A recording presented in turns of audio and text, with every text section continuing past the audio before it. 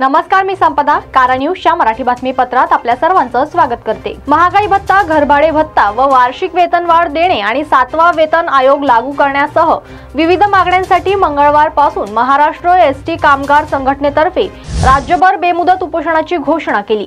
गणेशपेठ येथील विभागीय कार्यालयाच्या प्रवेशद्वाराजवळ एसटी कामगार संघटनेचे राज्य उपाध्यक्ष अजय हट्टेवार यांच्या नेतृत्वातही बेमुदत उपोषण करण्यात आले. सचिव महाराष्ट्र एसटी कामगार संघटना. मित्रांनो, शासनाने 2,500, 4,000 आणि 5,000ची जे वेतनवाढ एकतर्फी जाहीर केली होती, त्याच्यात आमचं म्हणणं आहे की 5,000 रुपये सरसकट सगळ्यांना द्यायला पाहिजे. ज्येष्ठ कर्मचाऱ्यावर अन्याय झालेला आहे. तसंच मागील करार 4849 पैकी जवळपास 2,000 कोटी शिल्लक आहे, ते शासनाने एसटी महामंडळाला द्यावा अशी आमची अपेक्षा आहे. त्याचनुसार महागाई भत्ता 4% शासनाला लागू झाला आहे, ते एसटी कर्मचाऱ्यांना लागू करावा.